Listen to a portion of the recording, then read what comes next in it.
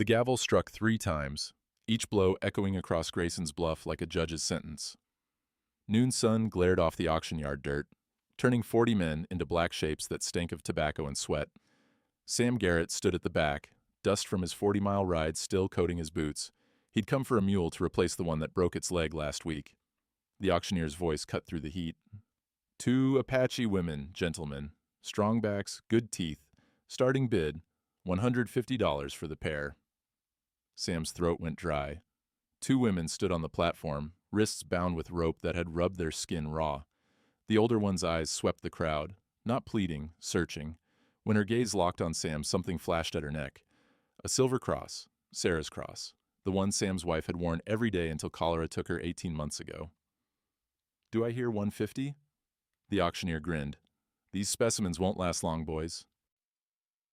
Sam's hand moved to the Bowie knife at his hip. A heavy-set man near the front raised his hand. 180. Morrison, one of Sutton's ranch foremen. Sam had seen him in town before, buying supplies with money that never seemed to run short. The auctioneer's gavel hovered. 180 from Mr. Morrison, do I hear? 200. Sam's voice carried across the yard before he'd consciously decided to speak. Every head turned. The crowd parted enough for him to see the platform clearly. The younger woman, maybe 19, had tears cutting tracks through the dust on her cheeks.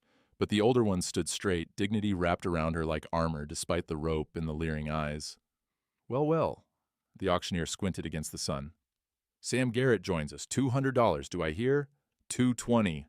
Morrison didn't even look back. Sam's jaw clenched. He'd come to town with $240, the last of his feed loan reserve. The bank had given him 90 days to repay it, and he'd planned to use this money to buy supplies that would carry him through. Losing the ranch meant losing the only piece of Sarah he had left. The older woman's fingers touched the silver cross at her neck. Sarah had given that cross to someone. Sam remembered her talking about it the week before she died. There's a girl at the mission, she'd said, fever already taking hold. So bright, Samuel, learning English faster than I can teach. I gave her my cross, told her words are bridges. 240. The number left Sam's mouth before the thought finished forming. The crowd went silent. That kind of money could buy good breeding stock, a month's worth of supplies, half a year's wages for a hired hand. Morrison turned, his expression dark, but after a moment he shook his head and stepped back into the crowd. Sold. The gavel cracked down. $240 to Sam Garrett. Come collect your property, sir, and sign the indenture papers. The word property sat in Sam's mouth like spoiled meat. He pushed through the crowd, boots scuffing the packed earth, and counted out bills that represented his last financial cushion. The auctioneer handed him a sheaf of papers, 6 pages of dense legal language. Just sign at the bottom, standard 7-year indenture contract. They're yours to do with as you see fit, long as you feed 'em and don't damage the merchandise too bad. Sam looked at the papers, at the signatures and stamps that made human beings into livestock. Then he looked at the 2 women, at the rope cutting into their wrists, at the silver cross that caught the light. He threw the unsigned papers on the ground. I don't need a contract. He pulled out his father's Bowie knife, the one his daddy had used to cut his own mother free from a bad marriage back in Missouri. The blade caught the sun as Sam stepped toward the women. The younger one flinched, the older one didn't move. But her eyes tracked the knife with the wariness of someone who'd seen blades do terrible things.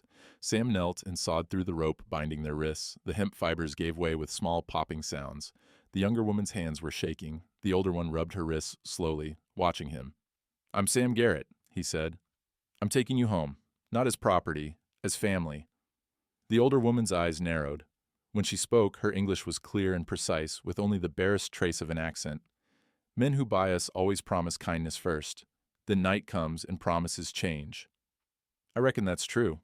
Sam stood, knife still in hand. I reckon you got no reason to trust me, but my wife... His voice caught. My wife died doing missionary work, teaching English at the San Rafael mission. And unless I'm wrong, that cross you're wearing was hers. The woman's hand moved to the silver cross. Her expression shifted, surprise, then something that might have been grief. The kind woman, she whispered. The one who spoke our tongue, who said... She stopped, struggling with something internal. What did she say? She said, words are bridges. The woman's eyes glistened. 3 months ago she died. The sickness that turns you yellow. Cholera. Sam's chest tightened. Yeah, took her in 4 days. From across the square, Sam caught movement. A woman stood in the doorway of the boarding house. Ruth Mercer, gray-haired and sharp-eyed. She was watching, one hand pressed to her mouth. "Come on." Sam gestured toward his wagon. "It's a long ride to the ranch." The older woman didn't move. "Why?" "Why what? Why spend money you need? Why cut the ropes? Why lie to that man about signing papers?" Her gaze pinned him. "White men don't help Apache women without wanting something." Sam looked at the knife in his hand, at the silver cross, at the rope lying cut on the ground, at the crowd dispersing, already forgetting what they'd witnessed. "Because 18 months ago, my wife died trying to build bridges, and I'll be damned if I let them burn." He turned toward the wagon. Behind him, after a long moment, he heard two sets of footsteps following. From the window of the Territorial Bank across the square, Hiram Sutton watched, his hand resting on a stack of unsigned foreclosure notices. The wagon ride through town felt longer than the 40 miles home would.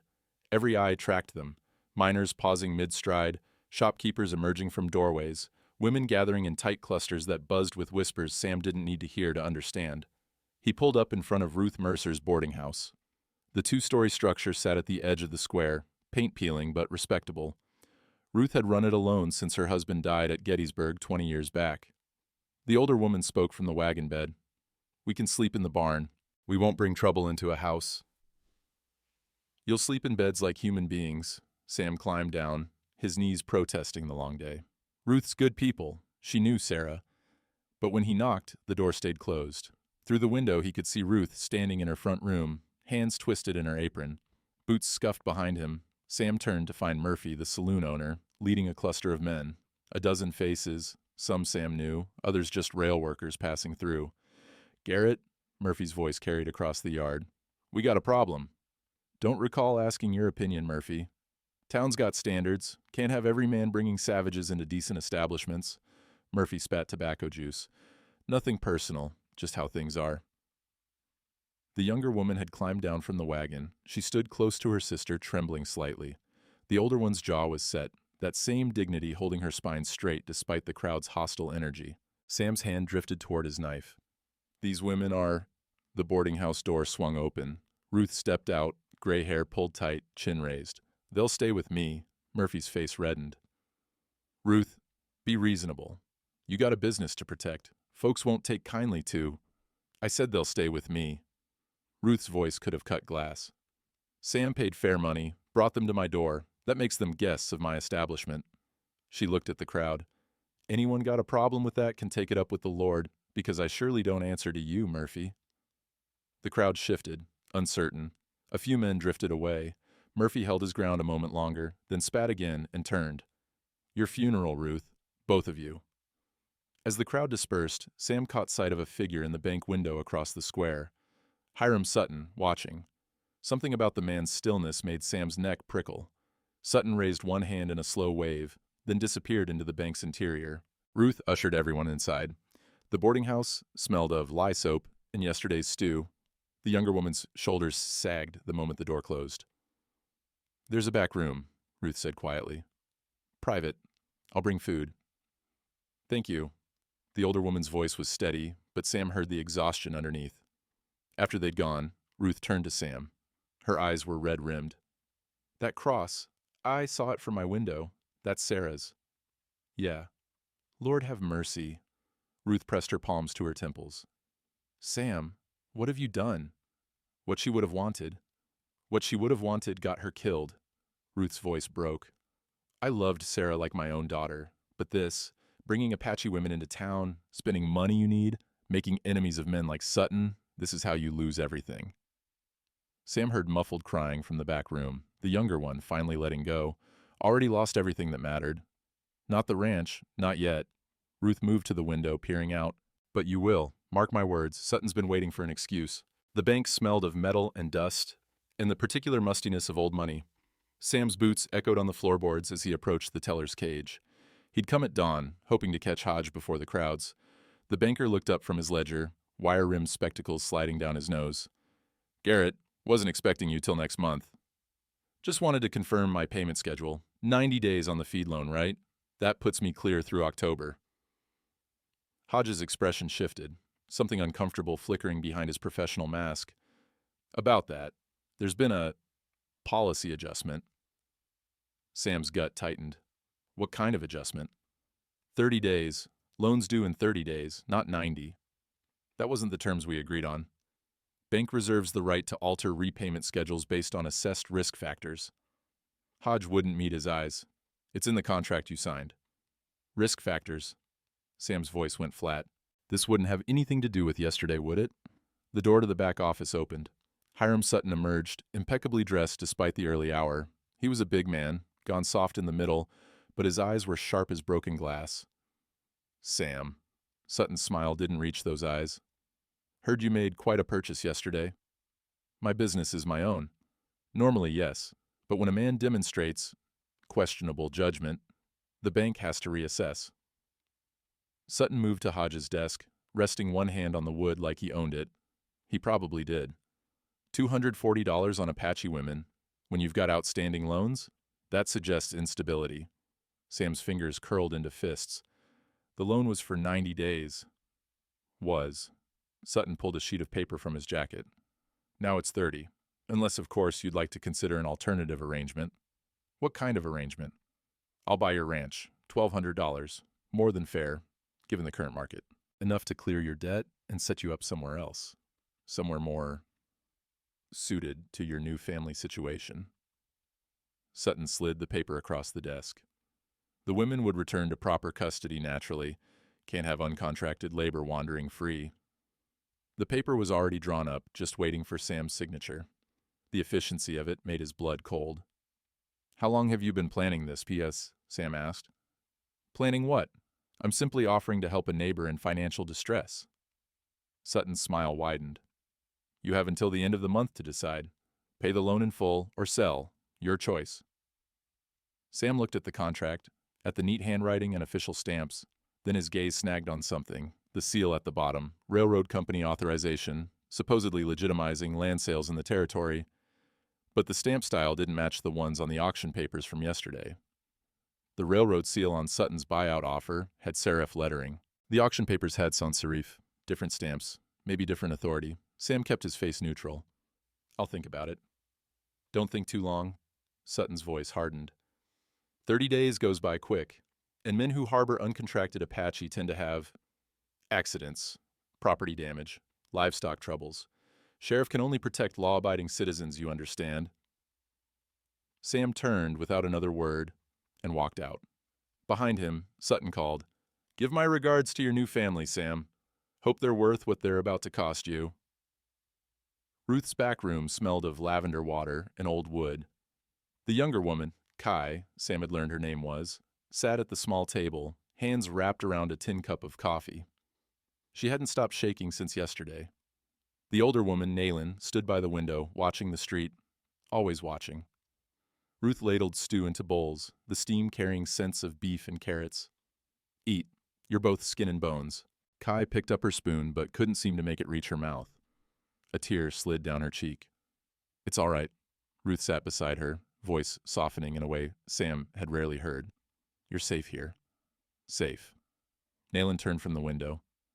We heard that word before, from the men who captured us, from the ones who sold us to the ones who beat us, from the auctioneer who said our new owner would be gentle with proper motivation. Her English was precise, each word chosen with care. Forgive us if we don't trust easy. Ruth's hand moved to her chest. What they did to you is done. Nolan's voice cut clean. What matters now is what comes next. What comes next is rest, Ruth said. Real beds, hot food, time to heal. Kai finally took a spoonful of stew. Her eyes closed as she swallowed, and a small sound escaped her. Relief or grief, Sam couldn't tell. I knew Sarah, Ruth said quietly, before she married Sam. We were the only two women in this town who'd read more than the Bible and a receipt book. She used to bring me books from the mission library. Ruth's eyes grew distant. She talked about you, Nayland, said you had a gift for languages. Naline's hand moved to the silver cross. She was kind. She was a fool. Ruth's voice broke. Going to that mission during the cholera outbreak, helping people who couldn't pay, working herself sick. She stopped, pressing her apron to her eyes. I loved her, but kindness killed her. No. Nayland moved from the window, sitting across from Ruth. The sickness killed her. The kindness, that's what lives. The room fell quiet except for the sound of Kai's spoon against the bowl. Outside, a wagon rattled past. After a long moment, Kai spoke. Her voice was barely a whisper. The woman Sam speaks of in his sleep, Sarah. How did she die? Ruth looked at Sam, asking permission with her eyes. He nodded. Cholera came through the mission 3 months back. Mexican families, mostly. Some Apache. Sarah was helping Father Miguel translate medical instructions, brewing medicines, sitting with the sick. Ruth's hands twisted the apron. She caught it on a Tuesday. By Friday, she was asking Sam to promise he'd keep helping at the mission. By Saturday, she was gone. She spoke of us? Nolan's voice was quiet. She spoke of a girl learning English.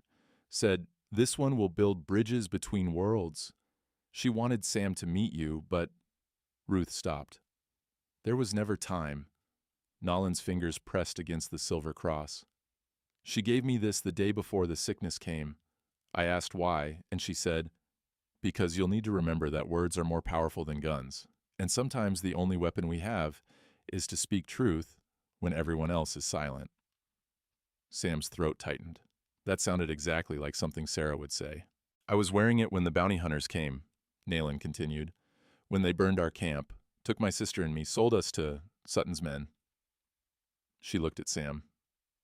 I recognized you yesterday because Sarah showed me a tintype. She said, this is my husband. He fought in the Apache Wars and it broke something in him, but broken things can heal if you give them reason. The words hit Sam like a physical blow. Sarah had said that? About him? A knock interrupted the moment. Ruth opened the door to find Doc Wilson standing there, black bag in hand. He was a lean man, 60-odd years, with hands that never stopped moving. Ruth, Sam, he nodded. Heard we had new arrivals. Figured they might need medical attention. We're fine, Nayland said. Humor an old man. Doc Wilson stepped inside uninvited, setting his bag on the table. Been practicing medicine for 30 years. Seen what happens to folks who don't get proper treatment. His eyes moved between the sisters. And I've seen what gets done to people before they end up on auction blocks. Kai's hand moved instinctively to her upper arm. I won't hurt you, Doc Wilson said. But if you've got injuries, infections, anything that needs tending, I'd like to help. After a long silence, Kai slowly rolled up her sleeve. The skin was covered in scars, some old, some recent, whip marks about. His vision went red at the edges. Doc Wilson's jaw tightened, but his voice stayed gentle. May I? Kai nodded. He worked in silence, cleaning wounds, applying salve, wrapping bandages. When he moved to examine Nolan, she hesitated, then removed her shawl. More scars, different patterns, burns and cuts, and the unmistakable marks of shackles. Doc Wilson documented everything in a small notebook, his pen scratching across the paper. When he finished, he closed the book and looked at Sam. This is evidence. Medical record of systematic abuse. His voice was hard. If you need a witness in court, I'll testify. But Sam, he paused. Sutton owns Judge Carver. Local law won't help you. Then we'll find law that will, Sam said. Doc Wilson studied him for a long moment. Sarah would be proud of you. Sarah would still be alive if I'd been half the person she was. Maybe. Doc Wilson packed his bag. Or maybe she died doing exactly what she wanted, building those bridges she talked about, and maybe now it's your turn to keep building. After he left, Nayland spoke. The doctor is right. Sutton controls everything here. The bank, the sheriff, the judge. How do you fight that? Sam thought about the mismatched railroad stamps, about the contract that seemed too prepared, too ready. I don't know yet, he admitted. But I'll figure it out. Why? Nayland's eyes searched his face. You barely know us. You've lost money you needed, made enemies you can't afford. Why keep fighting? Sam looked at the silver cross around her neck. Because Sarah died, believing people were worth saving, and I owe it to her to prove she was right. The ranch sat 40 miles from town, nestled in a valley where red cliffs caught the morning light. Sam had built it with Sarah, log by log, fence post by fence post. They dreamed of filling it with children, with life, with purpose. Now it felt like a monument to everything he'd lost. The wagon creaked as they rolled up the dirt path. Nalin and Kai sat in the back, silent, watching the landscape with the wariness of people who'd learned to expect ambush. Sam didn't blame them. The house was smaller than he remembered. One bedroom, a main room with a kitchen, a loft that Sarah had planned to turn into a nursery. The barn was solid, at least. The well still worked. 32 head of cattle grazed in the eastern pasture. "It's not much," Sam said as he helped them down. "But it's honest." Kai looked at the house with something like wonder. "There's a door." The simplicity of the statement gutted him. A door, something so basic that a 19-year-old woman found it remarkable. He showed them inside. Dust covered everything. He hadn't bothered cleaning since Sarah died. Her Bible still sat on the table where she'd left it, a dried flower marking her place. Her apron hung on a peg by the stove. "You can have the bedroom," Sam said. "I'll sleep in the loft." "We can sleep in the barn," Nayland said. "We won't take your—" "You'll sleep in beds, like I said." Sam's voice came out harsher than he intended. He softened it. "Please." Sarah would have wanted it. That night, he lay in the loft listening to the sounds of other people in his house. Quiet whispers in Apache, the creak of the bed frame, Kai crying, muffled, and Nalin's voice soothing her. For the first time in 18 months, the house didn't feel dead. 2 weeks passed. Sam fell into a routine: morning chores, fence mending, checking the cattle. Nayland helped without being asked, moving through ranch work with the efficiency of someone who'd grown up reading land and animals. Kai was slower, still skittish, but she tried. They didn't talk much. Sam figured they'd speak when they were ready. Then, on a Tuesday morning, a horse appeared on the ridge. Sam recognized the rider before he got close. Caleb Whitmore, Sarah's older brother, tall, well-dressed in a way that didn't belong on a ranch. He'd made money in railroad investments back east and hadn't spoken to Sam since Sarah's funeral. "Samuel?" Caleb dismounted, his cologne jarring against the smell of hay and livestock. "Heard you were making interesting choices." "Caleb." Sam kept his voice neutral. "Long ride from Philadelphia. Got a telegram from an associate. Said my late sister's husband was harboring Apache fugitives." Caleb's eyes moved to where Nayland was working the water pump. "Thought I'd see for myself." "They're not fugitives. I bought them legal." "Legal?" Caleb laughed without humor. "You paid $240 for savages while sitting on my sister's property. That's not legal, Sam. That's insane." Sam's jaw clenched.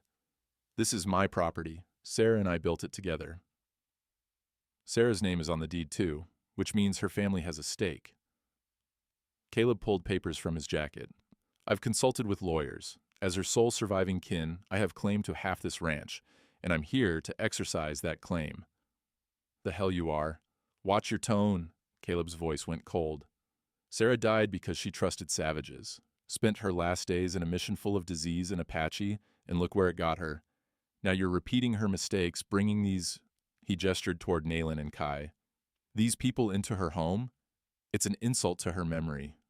Sam stepped forward, fists clenched. "You don't get to talk about Sarah's memory. You didn't come to the funeral, didn't write, didn't send a single goddamn word of comfort. Now you show up with lawyers and inheritance claims?" "I'm protecting family interests." "They are family." Sam's voice shook. "More family than you've ever been." Caleb's face twisted with disgust. "You've lost your mind. Grief has made you—" Nalin appeared between them, moving with startling speed. Her voice was calm, but carried authority. "Stop, both of you." Caleb stared at her. "I wasn't addressing you." "No, but I'm addressing you." Nalin's English was precise, each word landing like a stone. "You say your sister died because she trusted us. That's a lie. She died because she had courage you'll never understand. She walked into sickness when everyone else walked away. She held dying children. She translated prayers. She died doing exactly what she believed was right." "How would you know anything about my sister?" "Because I was there. As I was, Nayland's eyes blazed. "I held her hand when the fever took her. She asked me to tell Sam something, but I couldn't.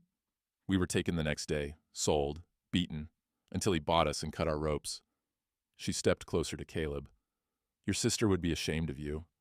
Caleb's hand moved like he might strike her. Sam grabbed his wrist. "Get off my land." For a moment, they stood frozen. Then Caleb wrenched his arm free. 30 days, Sam. That's all you've got before the bank forecloses. And when you lose this place, those women go back where they belong."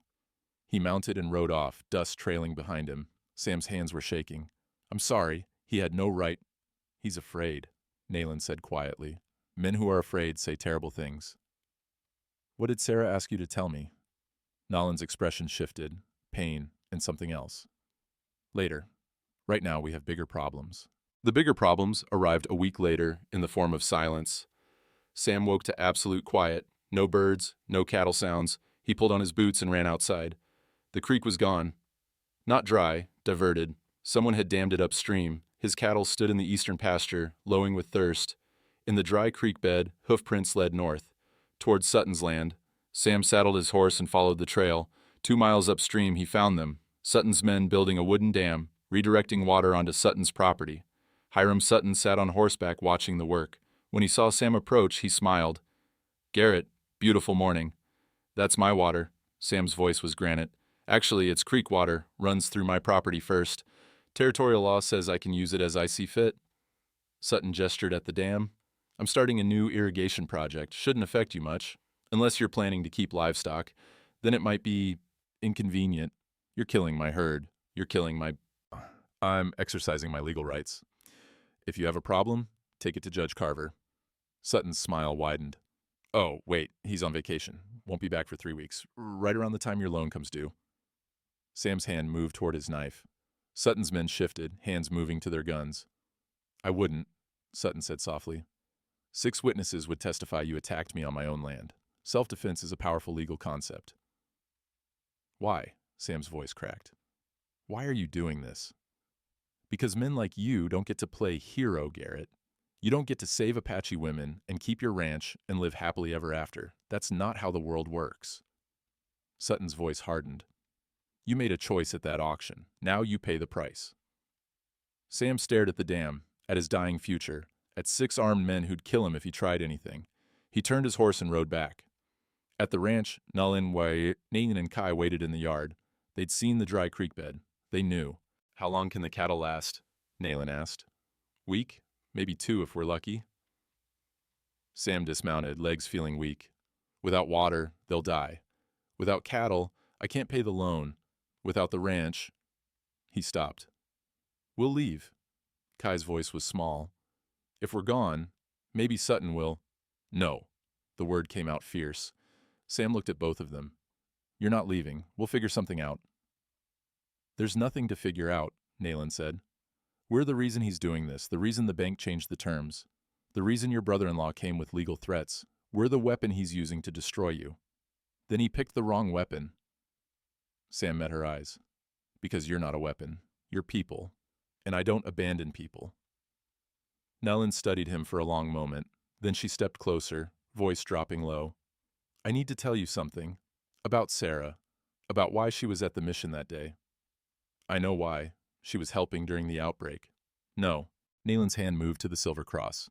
"She was there for a treaty negotiation. A verbal land agreement between Apache families and white settlers. Father Miguel was mediating, Sarah was translating." She paused. "She witnessed your land claim being recognized by tribal elders. It's legal documentation, Sam. Verbal treaty testimony that proves your deed is valid, that it supersedes railroad company claims." Sam's world tilted. "What?" "I was there. I remember every word because I was learning to translate. Sarah documented it in her journal, the one she kept for the mission. Father Miguel has it." Nolan's eyes held his. "Your land claim is protected by treaty law. Sutton can't take it. The railroad can't take it. But you need the testimony. You need me to speak it in front of legal authority." "Why didn't you say anything before?" "Because..." I was terrified. "Because speaking that testimony means standing in front of white judges and lawmakers and declaring that Apache words matter, that our memory is law." Her voice shook. "People have died for less." Sam looked at her, this woman who'd survived auction blocks and whips and chains, now offering to stand as legal witness knowing it could get her killed. "We'll protect you," he said, "whatever it takes. You can't even protect your cattle." It was true, brutal and true. Sam looked at his dying ranch, at the 2 women who'd become family despite everything, at the impossible odds stacking higher each day. "Then I guess we'd better find someone who can." Sarah's grave sat on a hillside overlooking the valley, marked by a simple wooden cross Sam had carved himself. He hadn't visited since the day they buried her, couldn't bear it. But Nayland had asked to see it, and something in her voice made him agree. They rode out at dawn, Sam, Nayland, and Kai. The morning air smelled of sage and dry earth, no dew, no moisture anywhere. The land was dying along with his cattle. At the grave, Nayland dismounted and knelt. She pressed her palm to the earth, then spoke in Apache, low rhythmic words Sam couldn't understand but felt in his chest. Kai joined her, their voices weaving together. When they finished, Nayland stayed kneeling, her fingers traced Sarah's name carved in the wood. She was teaching me English the day the treaty meeting happened, Nayland said. We were in Father Miguel's office. The elders came, 3 Apache, 2 Mexican settlers, and a white rancher who wanted to formalize grazing boundaries. Father Miguel mediated in Spanish. Sarah translated English Apache. Sam sat on the ground beside the grave, listening. The rancher was nervous. He'd fought in the campaigns, like you. He kept saying, "How do I know they'll honor this? How do I know they won't raid?" And Sarah, Nayland's voice softened. Sarah looked at him and said, "How do they know you'll honor it? Trust starts somewhere. Might as well be here." That sounds like her. She documented everything. Names, boundaries, agreements. Your name came up because you'd filed a territorial claim on this land the year before. The elders recognized it, said the water source made it legitimate, that you weren't encroaching on sacred ground. Nayland looked at him. Sarah wrote it all down. She said, Someday this will matter. Someday someone will try to take this land, and these words will be the only defense." Kai spoke for the first time. She knew. Somehow she knew you'd need it. Sam's throat tightened. "She asked you to tell me this. That day she died." "Yes, she made me promise. But then the fever took her, and the next day bounty hunters came. They burned our camp, took anyone they could sell. By the time we ended up on that auction block, I'd stopped believing promises mattered." Nayland's fingers found the silver cross. "Until you cut the ropes." They sat in silence, the 3 of them, while the sun climbed higher. A hawk circled overhead, riding thermals. Finally Sam spoke. "Father Miguel has her journal?" "He should. She kept it in the mission office." "Then that's where we start." The mission, San Rafael, sat at the edge of town, built from adobe and hope. Father Miguel Torres had run it for 20 years, a Jesuit-trained priest from Mexico City who believed the law was only as good as the people willing to enforce it. Sam found him in the archive room, surrounded by leather-bound volumes and stacks of papers that smelled like dust and time. "Samuel." Father Miguel looked up, his weathered face creasing into a smile. "I heard about your purchase. Brave. Perhaps foolish. Definitely brave. Need your help, Father." "Of course. Sit." He gestured to a chair. "Though I should warn you, if you're looking for legal recourse against Sutton, local courts won't help. Judge Carver owes him 3 election campaigns." "Not looking for local courts? Looking for Sarah's journal?" Father Miguel's expression shifted. "Ah. Nalene says Sarah documented a treaty meeting. Land agreements, my claim." "She did." Father Miguel moved to a cabinet, pulling out a worn leather journal. "I kept it safe. Thought you might want it someday, though I wasn't sure you'd ever ask." He hesitated before handing it over. "Samuel, reading this will hurt." "Everything hurts, Father. Might as well hurt for a reason." The journal was filled with Sarah's handwriting, neat, precise, full of underlined words and margin notes. Sam's vision blurred as he flipped through pages. Her voice lived in these words, clear as if she were standing beside him.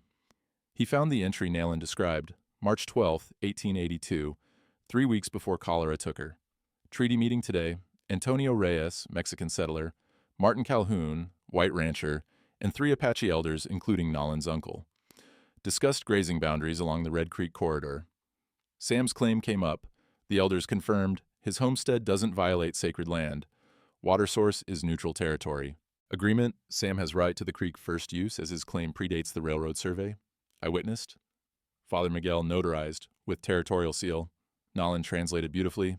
"This girl will do great things." I told Martin, "Trust starts somewhere." He laughed, said his wife would think he's crazy. I said, "Good women usually marry crazy men." We shook hands. Elders agreed. "This matters. Someday someone will try to erase this, but it's written now, witnessed, real." Sam's hands shook as he closed the journal. She knew. Somehow she knew Sutton would come after the land. Sarah was wise beyond her years. Father Miguel pulled another document from the cabinet, an official-looking paper with a territorial seal. "This is the notarized treaty summary. It's legal documentation. In territorial court, it supersedes railroad land grants and bank foreclosures. Why didn't you tell me? Because you weren't ready to hear it. You were dying inside, Samuel. I couldn't add more weight. Father Miguel's eyes were kind. But now you have reason to live. Those women, they gave you purpose. And purpose, my friend, is what makes men fight. Sam looked at the journal, at the proof of Sarah's foresight. If I use this in court, Nayland has to testify. She has to stand in front of judges and lawyers and Sutton and declare her memory is law. Yes. They'll try to destroy her, call her a liar, a savage, unreliable. Yes. She could get hurt, or worse. Father Miguel leaned forward. Samuel, that woman survived things we can't imagine. She's not asking for your protection from testimony. She's offering you salvation through hers. The question isn't whether she's strong enough, it's whether you're brave enough to accept it. The door opened. Nalene stepped inside, Kai behind her. Ruth and Doc Wilson followed. We need to talk, Ruth said. All of us. They gathered around Father Miguel's desk, an unlikely congregation of misfits and believers. Doc Wilson spoke first. I contacted a colleague in Tucson, Territorial Marshal's office, told him about the auction irregularities, Sutton's bank manipulation, the medical evidence of abuse. And, Sam asked, and there's someone already investigating. A man named Tobias Chen, works as a railroad clerk, but he's been collecting evidence on Sutton for months. Ruth pulled a folded paper from her apron. Toby sent this yesterday. It's a comparison chart. Railroad authorization stamps from legitimate company documents versus the stamps on Sutton's auction contracts. She spread it on the desk. The difference was clear. The legitimate railroad stamps had serif lettering, official company marks.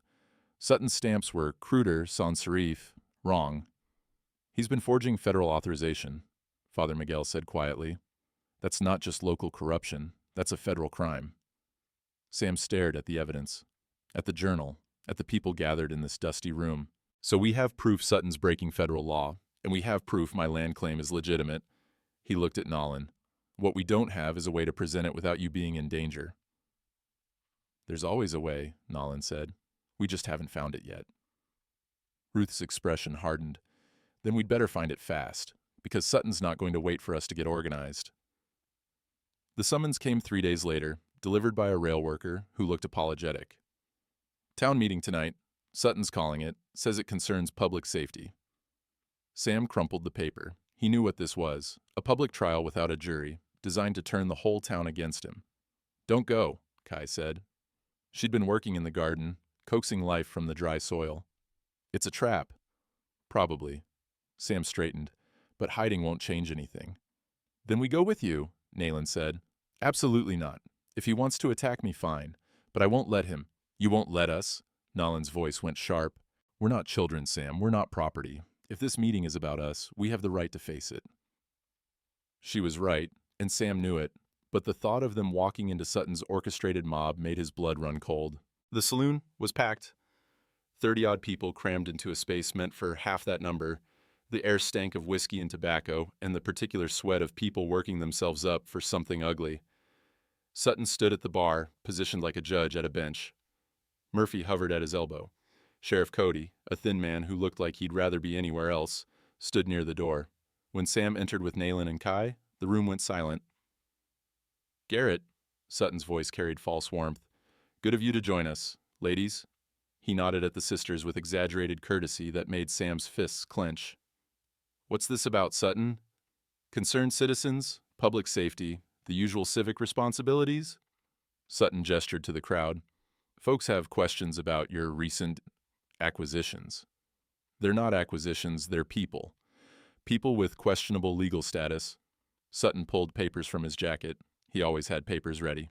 According to territorial statute, Apache prisoners require proper documentation, work contracts, federal approval.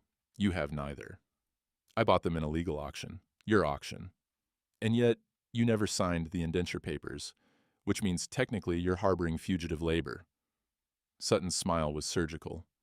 Sheriff Cody, would you care to comment? The sheriff shifted uncomfortably. Well, technically Mr. Sutton's right. Without signed contracts, there's no legal basis for... I have documentation, Sam interrupted. Right here. He pulled out Doc Wilson's medical report. Evidence of systematic abuse, whip marks, burn scars, malnutrition. Your auction was selling victims of violence, Sutton. That's trafficking, not commerce. Murmurs rippled through the crowd. Sutton's expression didn't change, but something flickered behind his eyes. Those injuries could have come from anywhere. Apache camps are notorious for... The injuries came from your holding facility. Doc Wilson stepped through the crowd, medical bag in hand. I've documented similar patterns on 3 other women who passed through Sutton's auctions. I have dates, descriptions, and testimony. The crowd's murmur grew louder. A few people shifted away from Sutton, but Sutton recovered quickly. Doc Wilson is a fine physician, but he's also Samuel's friend. Biased testimony. What we need is objective assessment. He turned to the crowd. How many of you knew Sarah Garrett? Hands went up, nods. Sarah had been loved here. Sarah died helping Apache at the mission. Cholera. A terrible tragedy. Sutton's voice dripped sympathy. Now I ask you, does it honor her memory for Samuel to bring more Apache into his home? To risk his health, his property, his standing in this community? Or is this the behavior of a man unstable with grief? A voice from the back. He's got a point. Sarah died because she trusted them. Sam's jaw clenched. But before he could respond, another voice cut through. That's a damn lie. Everyone turned. Caleb Whitmore stood in the doorway, dusty from travel. His expression was conflicted, anger and something that might have been shame. Caleb? Sam couldn't hide his surprise. Shut up, Sam. I'm not here for you. Caleb moved into the room, eyes locked on Sutton. I came back because something didn't sit right. You contacted me, Sutton, sent a telegram saying my brother-in-law was squandering family assets, offered to help me file inheritance claims. I was merely providing information to a concerned. You were manipulating me. Caleb pulled a telegram from his pocket. Then I started asking questions, like how you knew about my sister's property, how you had legal documents drawn up before I even arrived, how convenient it was that everything played into your hands. The room had gone completely silent. I hired an investigator, Caleb continued. Turns out you've done this before. Auctions, loans, foreclosures, all perfectly timed. All targeting properties near railroad routes. He looked at Sam. I came here to claim my sister's land because I was angry. Angry she died. Angry you weren't there to stop it. But Sutton, he came here to steal it.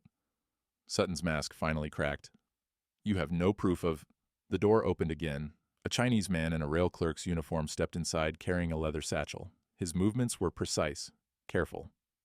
Mr. Tobias Chen, Father Miguel said from the corner. Right on time. Toby moved to the bar, spreading papers with methodical efficiency. Railroad authorization stamps. These are legitimate. He pointed to official documents. These are forgeries. He pointed to Sutton's auction contracts. The serif versus sans serif lettering was obvious once you knew to look. Mr. Sutton has been conducting auctions under false federal authority for 18 months, Toby said, his English carrying a slight accent. He sold 47 people using forged documents. The railroad company has no record of any of these transactions. Sutton's face had gone red. This is absurd. I have full legal... You have nothing. Ruth Mercer pushed through the crowd, and behind her came a wave of women, shopkeepers' wives, boarding house residents, ranch women who rarely came to town, at least 15 of them. Ruth's voice cut like a blade.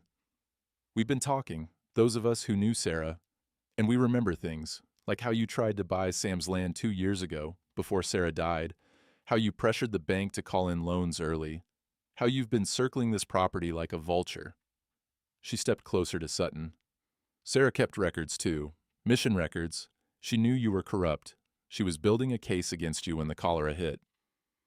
Father Miguel pulled another journal from his robes, not Sarah's, but the mission's official log. Land disputes, filed complaints, testimony from families you'd cheated. Sarah documented it all. She was planning to submit it to the territorial marshal. That's why you hated her, Nayland said suddenly. Her voice was quiet, but carried through the room. Not because she helped Apache, because she threatened your operation. Sutton's eyes moved to her, and for a moment, naked hatred showed through. You don't get to speak. Your property. She's a witness, Father Miguel interrupted. To a treaty that validates Samuel's land claim. A treaty that supersedes your railroad schemes. And I have proof, Toby added, pulling more papers, that Sutton has been falsifying railroad surveys to claim land doesn't belong to original homesteaders. The company is already investigating. I sent them everything 3 days ago. The walls were closing in. Sam could see Sutton calculating, looking for exits. This is conspiracy, Sutton said, but his voice had lost its certainty. You're all working together to expose you, Ruth said. Yes, that's exactly what we're doing. Sheriff Cody cleared his throat. Mr. Sutton, I think maybe you should come down to the office. Answer some questions. I'm not going anywhere without my lawyer. Then get your lawyer, Doc Wilson said. But Samuel Garrett and those women are staying right here. Under my medical authority, they're not fit to be moved. Protective custody. It wasn't legally sound, but the crowd was shifting. People who'd come to watch Sam be destroyed were now looking at Sutton with suspicion. Sutton backed toward the door. This isn't over. You think you've won? I own this town. You own nothing anymore, a new voice said from the doorway. Everyone turned. A man in a federal marshal's uniform stood there, trail dust on his coat, a badge catching the lamplight. Hiram Sutton, the marshal said. You're under arrest for federal fraud, forgery of government documents, and human trafficking.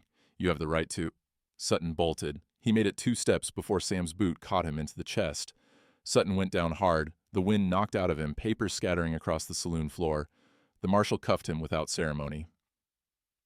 Thanks for the assist, Mr. Garrett. Sam's hands were shaking. Who sent you? Mr. Chin's telegram, and about 40 others. The marshal smiled slightly. Turns out a lot of people wanted Mr. Sutton investigated. We've been building a case for months. You all just gave us the final pieces. As they dragged Sutton out, the man looked back at Sam. I'll destroy you. Your ranch, your name, everything. You already tried, Sam said quietly. Didn't work. The victory felt hollow. Sam sat on his porch 3 days later, watching the sun rise over cattle that were dying slower now, but still dying. Sutton was in federal custody. The bank had suspended the loan recall pending investigation. The town was buzzing with scandal, but the creek was still dry. Sutton's dam remained standing. Legal proceedings would take weeks to sort out water rights, and Sam's cattle didn't have weeks. 28 had left. 4 had died in the night. The sound of hoofbeats pulled him from his thoughts. Caleb rode up, looking uncomfortable on horseback. He'd never been a ranchman, despite growing up on one. Sam. Caleb. They sat in silence for a moment. A dead cow lay in the near pasture, already drawing buzzards. I came to apologize, Caleb said finally. For what I said. About Sarah. About them. He gestured toward the house where Nayland and Kai were inside. I was angry. Grief makes people... mean, Sam finished. Yeah, I know. The thing is, Caleb dismounted, tying his horse to the porch rail. I loved my sister, but I hated what she became. All that missionary work, helping people who couldn't pay, putting herself at risk. I thought if I could just convince her to be practical, to be safe. He stopped. Then she died anyway, and I blamed her for it. Blamed her faith, her compassion, her goodness, Sam said. Yeah. They watched the sun climb higher. The smell of death was getting stronger from the pasture. I still have a legal claim, Caleb said. Half this ranch, Sarah's portion. Sam's gut tightened. I know. I could push it, force a sale, split the proceeds. Caleb pulled a folded document from his jacket. Or I could sign this, a deed transfer. My claim goes to you, free and clear. Sam stared at the paper. Why would you do that? Because Sarah would want me to. And because, Caleb's voice roughened, because watching you fight for those women, risk everything for people you barely know, that's what she would have done. That's who she was. And maybe, he trailed off. Maybe what? Maybe if I help you keep this place, it means part of her is still alive. Sam took the paper with shaking hands. Caleb, Don't. Just sign it before I change my mind. They signed in silence, witnessing each other's signatures. When it was done, Caleb mounted his horse. For what it's worth, he said, she'd be proud of you. After he left, Sam sat with the deed in his hands, feeling the weight of it. The ranch was his now, completely legally his, but it was dying. The knock came after dark. Sam opened the door to find Murphy standing there, hat in his hands. Garrett, got a minute? Sam stepped onto the porch, pulling the door closed. He didn't want Nayland and Kai to hear this. What do you want, Murphy? Got a business proposition. Murphy wouldn't meet his eyes. There's a man in Tucson, runs a labor operation, pays good money for workers, skilled ones. Sam's blood went cold. Get to the point. $2,000 for both of them. Clean transaction, legal papers, the whole thing. Murphy rushed on. Enough to save your ranch. Pay off every debt, buy new cattle. You could start over, Sam. Fresh. Without, he gestured vaguely toward the house. Without what? My family? They're not your family. They're Apache. You've known them 3 weeks. Murphy's voice dropped. Sam, I'm trying to help. Your cattle are dying. The bank's going to come calling again once the investigation settles. You think Sutton's arrest fixes everything? His lawyer's already filing appeals. His business partners are still out there. You're sitting on a powder keg with no water to put out the fire. Sam looked at Murphy's earnest face, at the $2,000 that could solve everything, at the easy way out. And the man in Tucson, Sam said slowly. What kind of labor operation does he run? Murphy hesitated. Does it matter? Yeah, Murphy, it matters. Look, I don't ask questions, but he pays fair wages, provides housing. He's another Sutton. Sam's voice went flat. Another man who'll work them until they break. Probably sell them again when he's done. You don't know that. I know enough. Sam stepped closer. You came here in the dark, alone, didn't announce yourself to the town. That tells me everything I need to know about how legal this operation is. Murphy backed up. I'm trying to save you, you stubborn fool. Take the money, save the ranch. Those women will end up in someone else's hands eventually anyway. Might as well profit from it. Get off my land. Sam. Now. After Murphy left, Sam stood on the porch, hands trembling. $2,000. Enough to save everything. All it cost was 2 lives. He walked to the barn, needing space to think. The smell of hay and horses was comforting, familiar. He found himself standing by the stall where his father's old saddle hung, the one that had carried his family from Missouri, the one his daddy had used when he'd freed Sam's mother from her abusive first husband. The Bowie knife had been his grandfather's, 3 generations of men who'd chosen hard roads over easy ones. Sam sank onto a hay bale, head in his hands. Sam? He looked up. Kai stood in the barn doorway, silhouetted by moonlight. We heard, she said quietly. Through the window. Sam's chest tightened. Kai, I would never... I know. She moved closer, settling beside him on the hay. But you're thinking about it. No, I'm not. You are, because you're practical. Because the ranch is dying, and we're the reason Sutton came after you. Her voice was steady, mature beyond her years, and because $2,000 is a lot of money for people who have nothing. You're not nothing. We're weight around your neck. We know it. Kai's hands twisted in her skirt. Nalin and I talked. If leaving saves you, we'll go. We'll find another way. Sam looked at this 19-year-old woman who'd survived hell and was offering to walk back into it to save him. No, he said. But, no. He stood, anger rising, not at her, but at the world that made her think this was necessary. You want to know what I'm thinking about? I'm thinking about my father. About how he used to say, a man's measure isn't in what he owns, it's in what he's willing to lose for what's right. That's easy to say when you're not losing everything. You think this is easy? Sam's voice cracked. You think watching my cattle die, knowing I might lose this land, carrying the weight of every choice I've made, you think any of this is easy? Kai flinched. Sam softened. I'm sorry, I didn't mean... He sat back down. Kai, Sarah spent her whole life building bridges. She died doing it, and for 18 months I've been angry at her for it. Angry that she left me, angry that her goodness got her killed.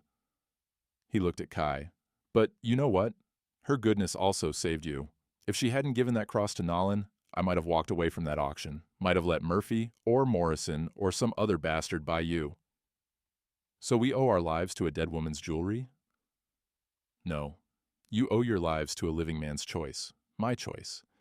And I'm choosing you over the money, over the easy path, over everything else. Kai's eyes filled with tears. Why? Because Sarah was right. Trust has to start somewhere. Sam touched her hand. Might as well be here. They sat in silence, the barn smelling of hay and hope and the particular scent of horses breathing in the dark. Finally, Kai spoke. The man who offered money, he'll come back? Probably. And Sutton's people. They'll keep trying. Yeah. So what do we do? Sam thought about Father Miguel's archives, about Nolan's treaty testimony, about the federal marshal and Toby's evidence. We take it to sanctuary, he said. We make this official, legal, public. We make it so big and so witnessed that no one can make you disappear. How? I don't know yet, but we'll figure it out. He stood, offering his hand. Come on, let's go tell your sister we're done running. Father Miguel's plan was simple. Invoke sanctuary law and hold a public testimony at the mission. Make Nolan's treaty witness statement in front of as many people as possible, with legal authority present. Create a record so documented, so witnessed, that it couldn't be erased. It's risky, the priest said, spreading maps across his desk. Once we announce it, Sutton's people will know. His lawyer, his business partners, they'll try to stop it. Let them try, Ruth said.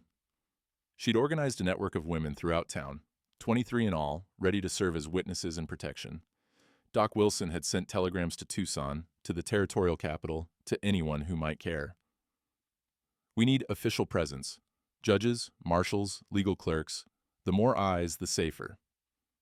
Toby Chin worked his telegraph key through the night, sending coded messages to railroad investigators, federal offices, even a newspaper editor in Phoenix who'd been covering territorial corruption. They set the date, Saturday morning, 4 days away. Enough time to prepare, not enough time for Sutton's allies to mount a proper counterattack. Friday night, Sam couldn't sleep. He paced the porch while Nayland and Kai rested inside. The air smelled of dust and dying cattle. They'd lost 30 head now. Only 2 remained. Hoofbeats in the darkness made him reach for his rifle. 6 riders.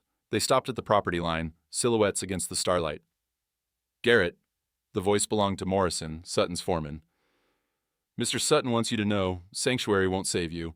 You bring those women to that mission tomorrow, there'll be consequences. Sutton's in federal custody. His business partners ain't. Morrison spat. You've been warned. They rode off, leaving dust and threat hanging in the air. Sam went inside. Nayland sat at the table, Sarah's journal open in front of her, practicing her testimony by candlelight. Her lips moved silently, shaping English words. They came, she said without looking up. Yeah. And you're still going through with it. Yeah. She closed the journal, fingers tracing Sarah's handwriting. I'm afraid. It was the first time she'd admitted it. Sam sat across from her. Me too. What if I forget the words? What if I say them wrong and the judges don't believe me? Her voice shook. What if all of this, everything you've risked, is for nothing because I'm not strong enough? You survived an auction block. You survived Sutton. You survived things that would have broken most people. Sam leaned forward. Tomorrow's just words. You've already done the hard part. Words can be weapons or bridges. Sarah said that. Nayland looked at him. I want to build bridges, but I'm terrified I'll build walls instead. Then I'll stand with you. If you stumble, I'll catch you. If they attack, I'll defend you. That's what family does. Kai emerged from the bedroom, wrapped in a blanket. Can't sleep either. None of us can, Nayland said. They sat together as the candle burned low, 3 people bound by circumstance and choice, waiting for dawn. The mission bells rang at sunrise.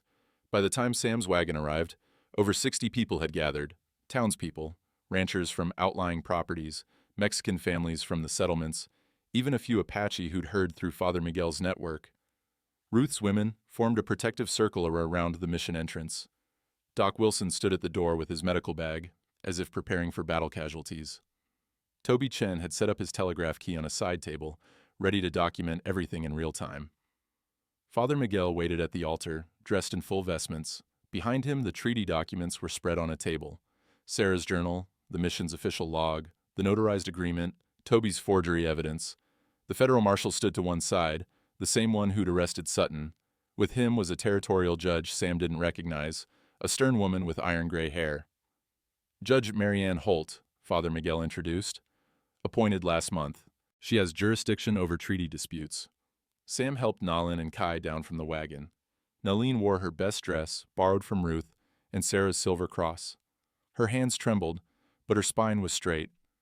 As they walked toward the mission, Morrison and 5 men rode up. No guns visible, but the threat was clear.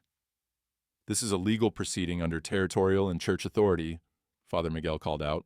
You're welcome to witness, but any interference will be met with federal consequences. Morrison's jaw clenched, but he dismounted. His men followed. They stood at the back, arms crossed, watching. More people arrived. Caleb Whitmore, looking uncomfortable but present. Murphy, surprisingly. Even Sheriff Cody, though he stood apart from Sutton's men. At exactly 8 o'clock, Father Miguel raised his hands. We gather here to witness testimony regarding a treaty agreement made on March 12, 1882 at this mission. This testimony is given under oath before God, territorial law, and this community. He gestured to Nolan. Miss Nolan Nightwind, please come forward. Nolan walked to the altar, each step measured. Sam moved to stand beside her, close enough to support, far enough to let her speak for herself. Judge Holt spoke. Miss Nightwind, you understand you're testifying under oath, that false testimony carries legal penalties? I understand. Nalan's voice was quiet but clear. Then proceed. Nalan took a breath. When she spoke, her English was perfect, each word chosen with care.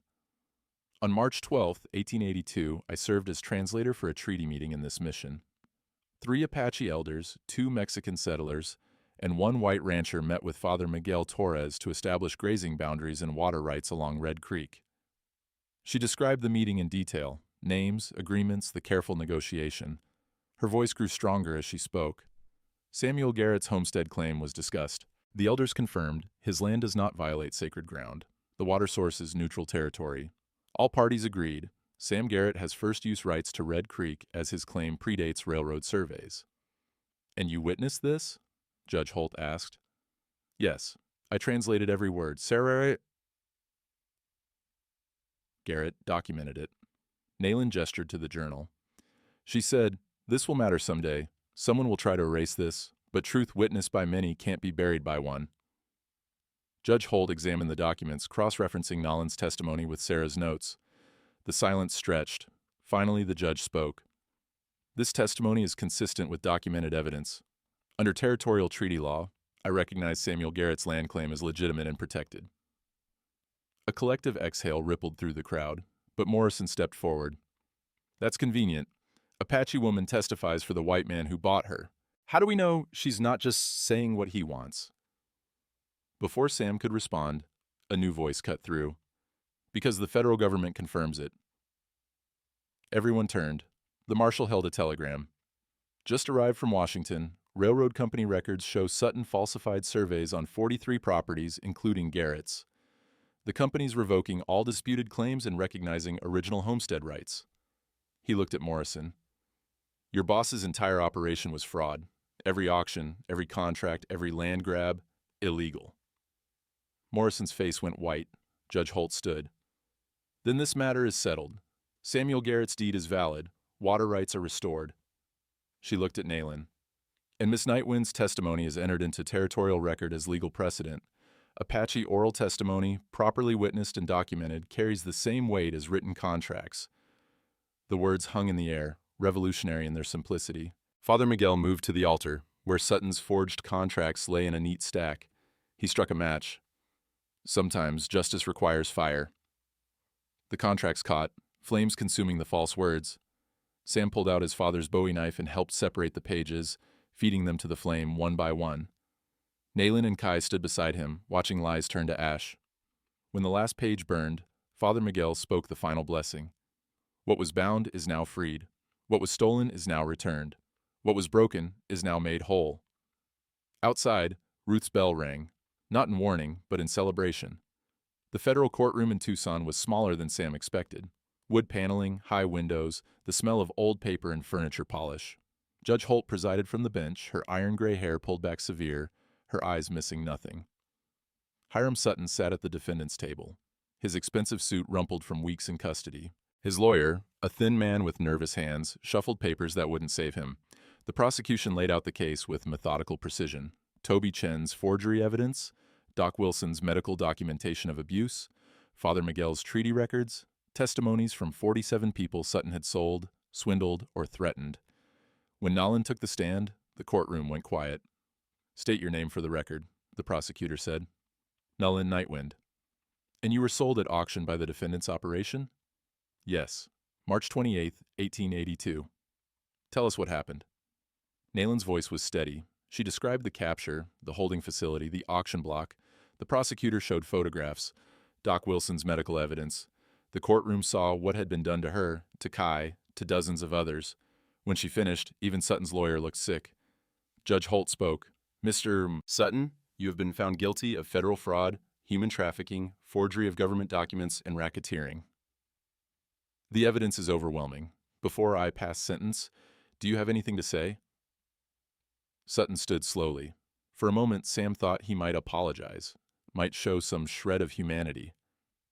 I was providing a service, Sutton said, taking prisoners of war and giving them productive work, civilizing them. If that's a crime, then half the territory is guilty. Judge Holt's expression hardened. It is a crime, Mr. Sutton, and you are guilty. She sentenced him to 20 years in federal prison, asset forfeiture, restitution payments to every victim identified. As marshals led Sutton away, he looked at Sam one last time. You think you've won? You'll lose that ranch eventually. Men like you always do. Maybe, Sam said, but not today. The ride back to the ranch took 2 days. Sam, Nayland, and Kai traveled in silence for the first few miles, the weight of everything settling over them. Then Kai started laughing. What's funny? Sam asked. I don't know. Everything. Nothing. She laughed harder, tears streaming. We're free. Actually, legally free. Nayland joined in, and soon all three of them were laughing like fools, the wagon rocking as they released weeks of tension. When they finally stopped, breathless, Nayland wiped her eyes. What happens now? Now? Sam looked at the road ahead, at the red cliffs rising in the distance. Now we go home. The ranch looked different somehow. Same weathered house, same barn, same empty pastures where cattle used to graze. But it felt alive again. Father Miguel had arranged for Sutton's dam to be removed. The creek flowed freely now, clear water catching the sunlight. Sam stood by its bank, listening to the sound he'd thought he'd never hear again. Beautiful, Nayland said, joining him. Yeah. We'll need to buy new cattle, rebuild the herd. Sam glanced at her. We? Unless you're planning to do it alone. She smiled slightly.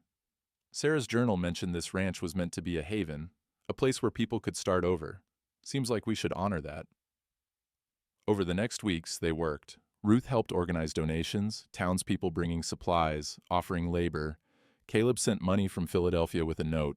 For Sarah's dream, Doc Wilson volunteered to provide medical care for anyone who came to the ranch seeking help. 3 Apache families arrived first. People displaced by raids, by broken treaties, by the same system that had tried to destroy Nayland and Kai. Sam gave them work, fair wages, and land to build homes on. Then came Mexican families. White families who'd been cheated by Sutton's associates, a Chinese couple fleeing discriminatory railroad policies. One by one, they came. Within 6 months, the ranch had transformed into something Sarah would have recognized, a community built on trust instead of fear. One morning, Sam found Kai in the barn teaching a young Apache girl how to braid rope. The girl, maybe 7 years old, watched with intense concentration as Kai's fingers worked the fibers. See? You go over, under, pull tight. That's how you make it strong. The girl tried, fumbling. Kai corrected her gently. Sam watched from the doorway, remembering the first time he'd cut ropes off Kai's wrists. How terrified she'd been. How far she'd come. She's good with children, Nayland said, appearing beside him. Yeah. Been thinking. Nayland paused. We should start a school. Teach English, Spanish, Apache, reading, writing. Give these kids something Sutton's world tried to take from them. Sarah would have loved that. I know. That's why we should do it. Sam looked at Nayland, this woman who'd survived hell and chose to build heaven. You know, when I bought you at that auction, I thought I was saving you. You were. No, you saved me, Sam's voice roughened. I was dying before you came. Just didn't know it yet. Nayland touched the silver cross. Sarah saved us both. She just did it from beyond the grave. That evening, Sam stood on the porch at sunset, holding a tin cup of coffee. The smell of Kai's cooking drifted through the open door, fry bread and stew, laughter from the families gathered for dinner. He'd started a new ritual. Every dawn, he counted. Not just cattle anymore. 12 cattle, he murmured. 7 families, 23 people.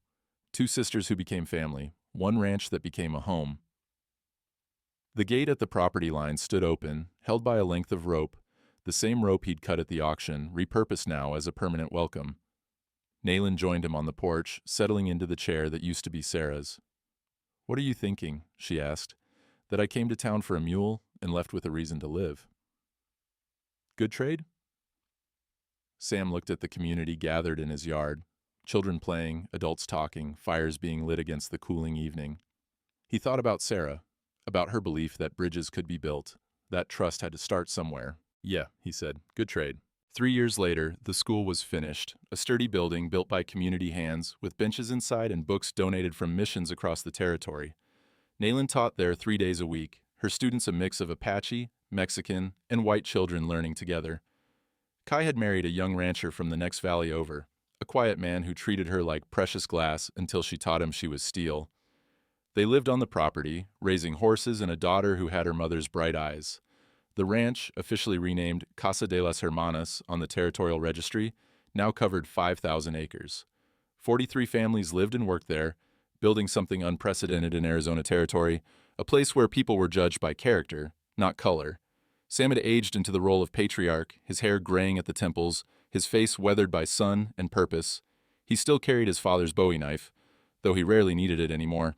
He'd removed Sarah's wedding ring finally, placed it in a cedar box with her Bible and journal, marked the past, not forgotten, just properly laid to rest.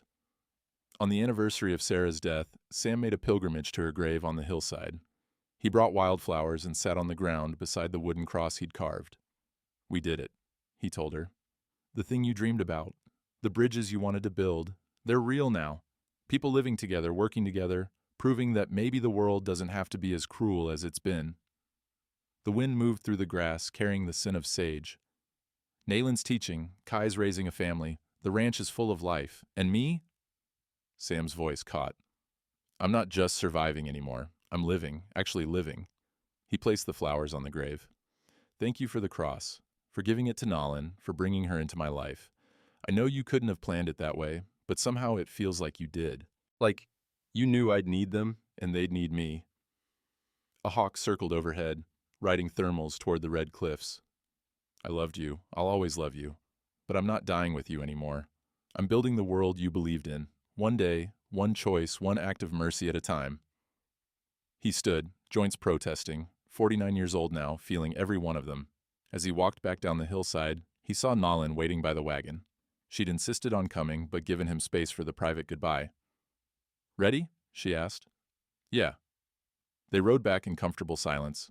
When the ranch came into view, bustling with activity, smoke rising from dinner fires, children's laughter carrying on the wind, Sam felt something he hadn't felt in years: peace. That night, he sat on the porch with his evening coffee, doing his count. 57 cattle, 43 families, 138 people, 2 sisters who taught me what family means, one ranch that became proof that Sarah was right. Trust does start somewhere. Nalin emerged from the house, wrapping a shawl around her shoulders against the evening chill. Talking to yourself again? Just counting blessings. She sat beside him. Through the window, they could see Kai helping her daughter with letters, teaching her to read from Sarah's Bible. You know what I think? Nayland said. What? I think when you bought us at that auction, you weren't saving us from death. You were saving yourself from it. Sam considered this. Maybe we saved each other. Yes, she smiled. That's exactly what happened. They sat in silence as stars emerged overhead, the same stars that had watched over auction blocks and broken treaties and desperate choices, but also the same stars that watched over second chances, over chosen families, over broken things, healing in the care of people who refused to give up on each other. The rope gate swung gently in the evening breeze, held open by the same fibers that had once bound wrists. Transformed now, repurposed, a symbol of everything they'd built together. Sam raised his coffee cup toward the darkening sky. To Sarah, for believing in bridges even when everyone else saw walls. Nalin raised hers. To Sam, for having the courage to cross them. And to us, Kai called from inside, having heard, for building them strong enough to last. The cups clinked together, coffee-stained tin in calloused hands, held by people who'd survived the worst the world could offer and chose to create something better. In the distance, a coyote called. The creek answered with its steady song, and the ranch, Casa de las Hermanas, the house of sisters, settled into evening, full of life and light and the kind of love that doesn't come from blood, but from choice. Sam had come to town for a mule. He'd left with a family, and in the end, that turned out to be exactly what he'd needed all along.